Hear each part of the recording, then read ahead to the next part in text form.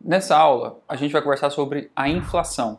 Qual que é a definição, quais são as causas e como isso impacta o nosso dinheiro. A definição oficial de inflação é o aumento generalizado dos preços de bens ou serviços que comprometem o poder de compra da moeda. Então, os preços vão aumentando e na medida em que os preços aumentam de uma forma generalizada ao longo dos anos, ao longo do tempo, o nosso dinheiro consegue comprar cada vez menos. Essa é a definição de inflação. Como efeito prático, a gente usa o exemplo do supermercado. Há 10 anos você ia no supermercado com R$ 100 e conseguia comprar uma quantidade determinada de itens. Hoje, 10 anos depois, você compra muitos menos itens com esses mesmos R$ 100. Ou seja, o poder de compra daquela nota de R$ 100 foi reduzido por causa do aumento dos preços. Esse é o efeito prático da inflação. Mas tem uma pergunta que é muito importante a gente se fazer, que é um passo anterior ao aumento dos preços, que é: por que os preços aumentam em primeiro lugar? O que está acontecendo na economia para que as pessoas desacreditem no poder de compra da moeda, para que as pessoas precisem de mais dinheiro, né? Porque muito provavelmente o preço não aumentou só lá no supermercado. Não é apenas o dono do supermercado, o malvadão, que aumentou o preço dos itens que ele vende.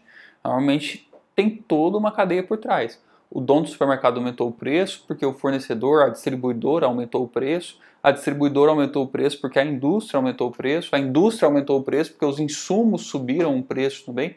Quer dizer, existe toda uma cadeia de aumento de preços. E por que isso acontece?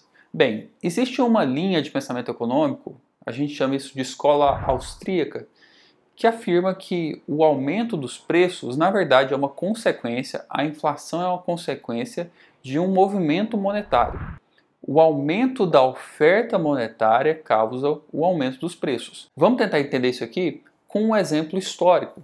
E talvez seja o primeiro movimento inflacionário aqui do nosso país, do nosso Brasil.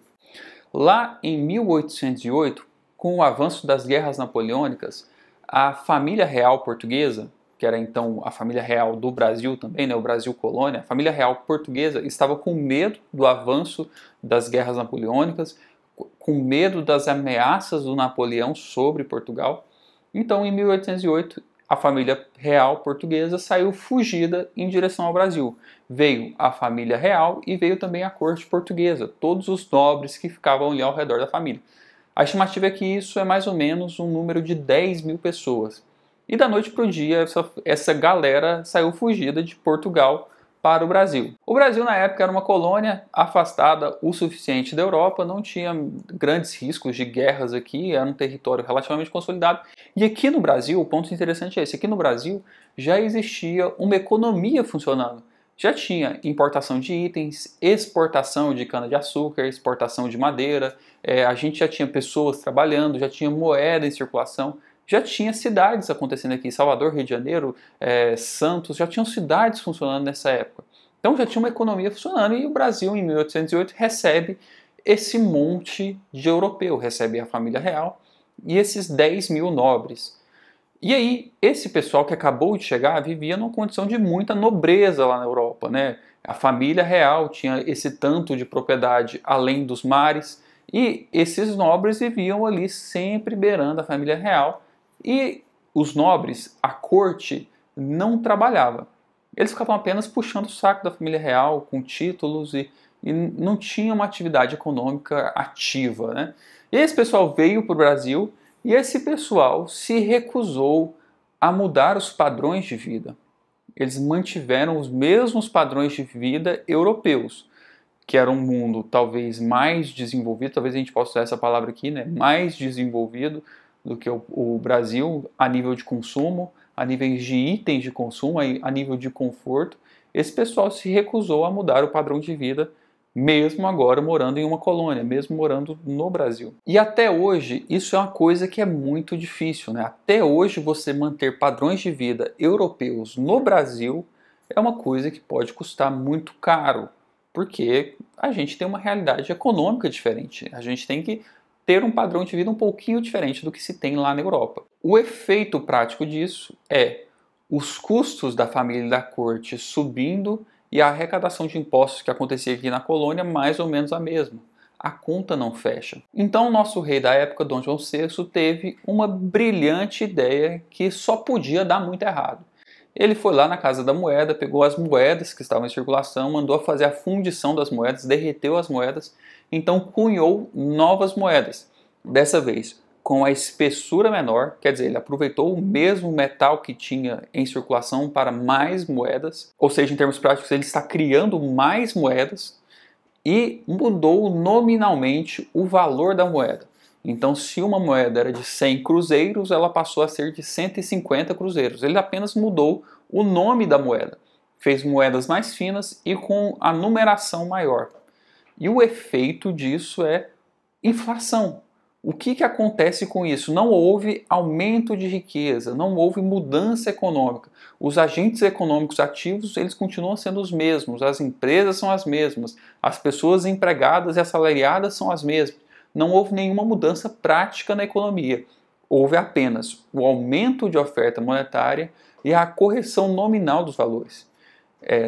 A economia, o mercado, como eu venho dizendo para você, é esse organismo complexo. E você não consegue muito enganar a economia falando, olha, agora essa moeda de 200, ela compra o mesmo que duas de 100 compravam anteriormente. Isso pode até colar nos primeiros momentos, mas esse organismo que é o mercado, esse organismo que é a economia, ele vai se ajustando e ele se adapta. Agora, essa moeda de 200, ela parece representar um pouquinho menos do que duas moedas de 100. Automaticamente vai acontecendo a correção do poder de compra da moeda à medida em que você aumenta a disponibilidade monetária e que você corrige nominalmente os valores. Se a gente pular alguns anos na história, para a nossa época atual, houve uma tentativa semelhante do nosso governo com a impressão da nota de R$ 200. A gente vive em um período de pressão inflacionária alta e aí o governo teve uma ideia, a gente podia emitir uma nota de R$ 200 agora. E no final das contas isso acabou tendo uma repercussão pública muito negativa e o governo, o Banco Central, a Casa da Moeda, o Tesouro Nacional, acabou suspendendo essa ideia e recolheu a circulação das notas de R$ 200. Eu, por exemplo, tive a oportunidade de usar uma nota de R$ 200 apenas uma vez, porque ela está sendo retirada de circulação. Se ainda não ficou muito claro esse conceito de inflação, por que o aumento de oferta monetária provoca inflação, vamos tentar simplificar esse exemplo, voltar alguns séculos na história. Imagina que você é proprietário de um pequeno feudo. Você tem uma área cercada por um muro, existem pessoas que moram dentro do seu feudo e ali dentro você é um soberano e ali dentro existe uma economia ativa. Existem dentistas, médicos, serventes, pedreiros, carpinteiros, marceneiros. Existe uma economia ativa funcionando ali dentro e você, como soberano, fez um muro ao redor do seu feudo. E aí você, como soberano sobre o seu feudo, seu pequeno império, sua pequena cidade, você restringiu a economia funcionar somente ali dentro. Só podem haver trocas econômicas, só podem haver contratações entre pessoas que moram ali dentro. Então, se você quer comprar uma roupa, você precisa comprar uma roupa de uma pessoa que mora ali dentro. A pessoa que produz a roupa, se vai comprar tecido, ela precisa de comprar tecido de uma pessoa que produz tecidos ali dentro. Se você quer comprar um sapato, ali dentro. Você está entendendo esse exemplo aqui? Eu estou falando que você é proprietário de uma economia inteira. Você é o soberano proprietário de uma economia inteira. E aí, como todo bom soberano, você cobra impostos sobre todas as transações que acontecem. Se uma pessoa compra um sapato, você cobra um pequeno percentual do valor do sapato em impostos. Se uma pessoa adquire, quem sabe, um pedacinho da sua propriedade para morar ali, você cobra um pequeno imposto sobre a eternidade sobre essa propriedade que essa pessoa comprou. Se uma pessoa aufere lucro ao final do mês, você cobra um pouquinho do lucro que essa pessoa está fazendo, porque afinal de contas, você é dono de todo aquele pequeno império, você é dono desse feudo. Inclusive, para facilitar a gestão do que acontece dentro do seu pequeno império, você resolveu você mesmo emitir as suas próprias moedas. Agora você tem pequenas moedas com o seu rosto ali, com um valor. E essa é a moeda exclusiva de troca dentro do seu império. Isso aqui facilita as trocas, facilita as contratações, facilita os negócios e facilita também a coleta de impostos. Tudo que acontece dentro do seu feudo acontece na sua própria moeda. E aí, como você vem coletando impostos sobre todas as atividades que acontecem dentro do seu reino, você vem acumulando um pequeno tesouro para oferecer serviços públicos para as pessoas que moram ali dentro do seu pequeno reino. E aí, com o avanço das guerras bárbaras e com pessoas sempre querendo tomar outros impérios e outros feudos, você enxerga uma grande preocupação de segurança para proteger seu reino e proteger todos os cidadãos que moram ali dentro. Então você tem uma ideia de ampliação dos muros do seu feudo. Você quer crescer os muros para proteger das guerras externas. Eu prometo que toda essa história vai chegar em algum lugar. Então eu preciso que você me acompanhe aqui. E aí, sorte a sua que você tem um tesouro guardado, porque o tesouro serve exatamente para esse tipo de obra. Só que a obra ficou orçada em 3.000 moedas. E você tem guardado no seu tesouro apenas 800 moedas. Ainda faltam algumas moedas. Você precisa de mais 2.200 moedas para contratar o tijolo, para contratar o cimento, para contratar o serviço dos pedreiros. Você precisa de mais moedas para executar o seu muro. Lembrando que você vai fazer as mesmas contratações dentro do seu próprio feudo, tá bom? Você não tem o dinheiro em caixa o suficiente, você precisa de mais dinheiro para fazer a obra. Como você é dono de todo aquele pedaço, você fala, aí, esse aqui é um problema muito simples da gente ser resolvido. Eu vou lá dentro da minha fundição e vou produzir mais moedas. Assim como o nosso rei Dom João VI fez. Vou produzir mais moedas. Então você produz as suas moedas e executa as obras. E você usa essas moedas para pagar os funcionários e pagar a mão de obra. E aí, em muito pouco tempo, essa nova moeda que você criou, ela passa a também estar em circulação. Você usou para pagar os funcionários, você usou para pagar o fornecedor pagou o distribuidor. Quer dizer, você colocou mais moeda em circulação. Como você é o soberano, você tem esse poder. Em termos práticos, na economia como um todo, haverão mais recursos disponíveis. A economia ela continua sendo aproximadamente a mesma. Existem as mesmas pessoas trabalhando, as mesmas pessoas produzindo, as mesmas pessoas consumindo. Agora, existem mais recursos. Então, em termos práticos, existem mais recursos, mais dinheiro circulando na economia para exatamente os mesmos bens e serviços. Então, se algo está com uma oferta maior, a tendência é que a demanda se ajuste para isso. Então, se existe mais dinheiro em circulação, a tendência é que os preços aumentem. Esse é o efeito prático, porque não houve criação de riqueza, não houve aumento da produtividade, aumento da eficiência. É a mesma economia. As pessoas não estão de fato ganhando mais. O que houve é apenas uma alteração nominal do dinheiro. E isso provoca o aumento dos preços. Ou seja, o aumento da oferta monetária gera o aumento generalizado dos preços. O aumento da oferta monetária gera inflação.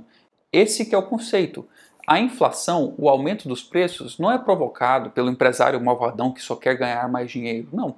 O aumento dos preços ele acontece em toda uma cadeia anterior e no final das contas o aumento dos preços acontece porque os agentes da política econômica que a gente acabou de estudar, que é a política fiscal e a política monetária, esses agentes eles acabam aumentando a oferta monetária dentro do sistema, acabam aumentando o número de dinheiro em circulação.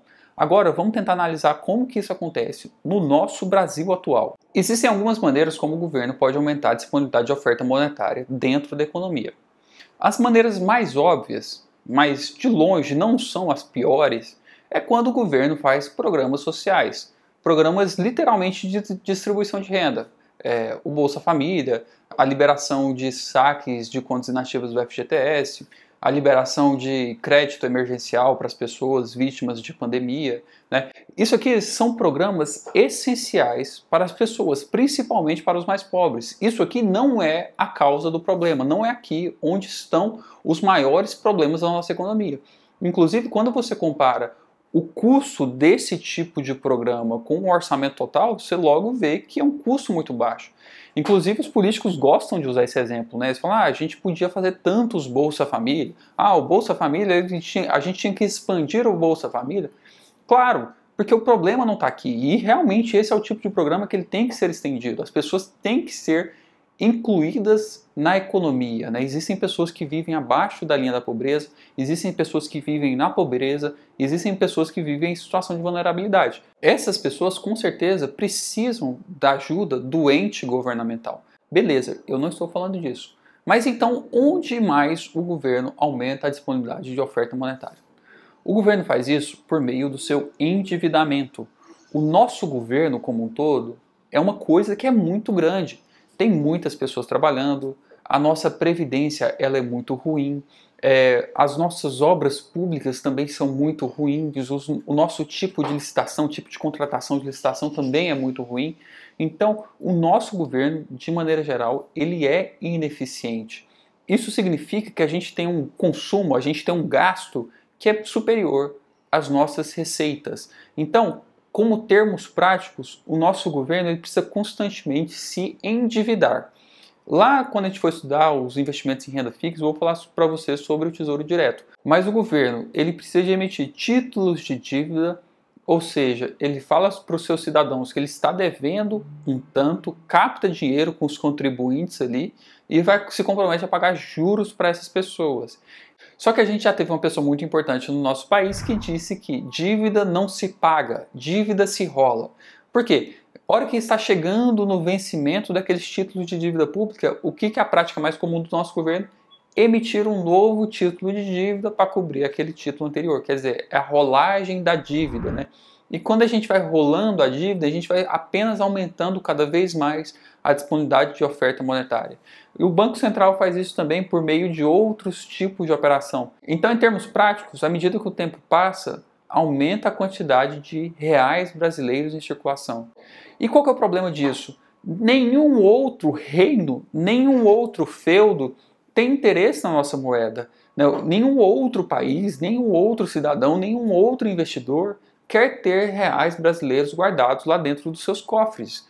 Essa nossa moeda ela não apresenta esse recurso de reserva de valor, ela não apresenta recurso de blindagem patrimonial, ela não apresenta recursos de valorização ao longo do tempo. Então não tem por que uma outra pessoa ter um real brasileiro guardado na sua carteira. Essa aqui já é uma situação que é um pouco diferente com os Estados Unidos. Já os Estados Unidos, os detentores do dólar americano, eles têm esse superpoder que é os outros países, as outras empresas, os outros investidores, eles querem ter dólar nas suas carteiras, nas suas contas correntes, nos seus caixas. Faz sentido você fazer negócios internacionais nominados em dólar. Então, se a gente fosse voltar para o nosso exemplo feudal, os Estados Unidos é como se fosse um reino em que ele emitisse moedas e com essas suas próprias moedas ele conseguisse ir em um reino vizinho comprar equipamentos, materiais, mão de obra para construir os seus muros. Os Estados Unidos eles conseguem fazer isso. Já o Brasil não consegue. A gente não consegue em nenhum país aqui da América Latina falar, olha, eu quero comprar alguma coisa de você para a gente implantar aqui no nosso país e eu quero te pagar em reais. Os Estados Unidos conseguem fazer isso com tranquilidade. Então os impactos de aumento de oferta monetária nos Estados Unidos não gera efeitos da mesma grandeza que gerariam em outros países. Inclusive a gente tem um exemplo muito recente, que é o novo presidente Joe Biden propondo pacotes de infraestrutura trilionários. Literalmente, trilhões de dólares. O que trilhões de dólares podem comprar? Praticamente qualquer coisa no mundo, porque em outros países a gente também precisa de dólar. No Brasil, a gente não consegue fazer isso. Então, sempre que a gente vai expandir um banco público, expandir recursos no BNDES, criar obras de infraestrutura e obras de infraestrutura que a gente não tem os nossos recursos próprios dentro do caixa, a gente precisa se endividar. Em termos práticos, esse endividamento público, ele cria aumento de oferta monetária e depois disso gera inflação. Mas olha só, é importante a gente frisar um ponto aqui. Eu estou citando para você o aumento dos preços com origem em fatores internos. Então, o que acontece dentro do Brasil que causa o aumento dos preços? Mas o Brasil não é uma ilha e nós estamos conectados à economia global. As coisas que acontecem no mundo também afetam a nossa produtividade local. Principalmente porque muitas coisas que a gente faz aqui dentro, elas têm origem em países estrangeiros, então existem negociações em dólar. Então muita coisa que acontece dentro do país oscila de acordo com a cotação do dólar. Beleza, agora vamos entrar numa parte mais técnica sobre inflação. Vamos definir aqui os tipos de inflação. Eu vou citar aqui para você 4 tipos de inflação. A inflação de custos, que são quando os preços aumentam, né, os preços de produção aumentam, isso aqui gera o aumento dos preços de venda. A inflação por demanda, que é quando existe mais pessoas querendo comprar por determinado item, isso aqui gera o aumento de preços. A gente tem também a inflação inercial, que ela já não tem mais conexão com os custos, nem com a demanda. A inflação inercial, ela acontece por meio de uma coisa que é muito terrível, que é a expectativa da inflação. Apenas pelo fato das pessoas acharem que os preços irão aumentar, isso faz com que as pessoas comprem e, né, eu vou preservar meu patrimônio, vou antecipar essas compras. E isso faz com que os preços aumentem. A inflação inercial, ela causa muito rapidamente um efeito de bola de neve. A inflação inercial causa um efeito de desconfiança generalizada na economia. E a gente tem, por último, a estagflação, que acontece junto à estagnação econômica, não existe mais crescimento econômico e existe o aumento dos preços. Então essas aqui são as 4 definições de tipos de inflação. E agora, é importante também a gente saber como é que a gente mede a inflação. Porque eu estou falando aqui para você que a definição de inflação é o aumento dos preços. Existem algumas instituições que são especializadas em medir o aumento dos preços. Elas pegam uma cesta de produtos, uma cesta de serviços e ficam acompanhando mensalmente como é que esses preços mudam. Então a gente tem a Fundação Getúlio Vargas, a FGV, que mede para a gente 2 indexadores muito importantes. Tem o IGPM, que é o Índice Geral de Preços do Mercado, e tem o INCC, Índice Nacional da Construção Civil. No IGPM, a gente tem um peso muito grande sobre os preços ao produtor amplo. Então, 60% do IGPM é medido sobre os preços de produção. Então, preço de fertilizante, preço de insumos agrícolas, preço do óleo diesel. No IGPM, a gente tem esse peso muito grande.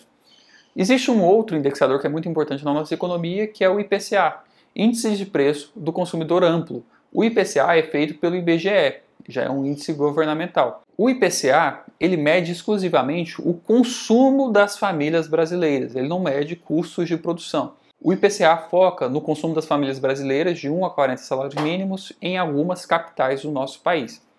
Então, como o IGPM mede também os custos de produção, geralmente o IGPM ele fica num patamar mais elevado do que o IPCA. Geralmente, o IGPM ele representa uma coisa que vai acontecer com o IPCA, porque se no IGPM a gente mede custos de produção, normalmente o produtor agrícola ou o produtor industrial ele não repassa imediatamente seus custos para o consumidor final. Ele retém um pouco do que está acontecendo, ele se afeta mais pelo mercado externo, ele vai reduzindo as suas margens, mas chega um tempo que não dá mais para acumular todo esse prejuízo, ele repassa um pouquinho da diferença para o consumidor final. Então, quando a gente vê um IGPM muito alto, isso quer dizer que em pouco tempo o IPCA será, entre aspas, contaminado também, né? O IGPM ele antecede o movimento que vai acontecer no consumo das famílias. O custo de produção geralmente antecede o custo do consumo. Então é muito importante a gente entender como é que funcionam essas medições dos preços, porque muitos dos nossos contratos eles estão indexados nesses indexadores. Por exemplo, contratos de locação residencial, contratos de locação comercial, muito geralmente são vinculados à variação do IGPM. A cada 12 meses, a pessoa que está te locando aquele imóvel vai acumular a variação que houve nos últimos 12 meses e aplica para os 12 meses seguintes. Isso aqui é muito comum. Quando você compra um imóvel na planta, lá na incorporadora, muito provavelmente, durante o período de obras, o seu contrato será reajustado mensalmente pelo INCC, que é o Índice Nacional da Construção Civil. Então, por causa disso, é importante que você entenda o que está acontecendo com o seu contrato, o que são esses números e o que eles medem. Bora para a próxima aula.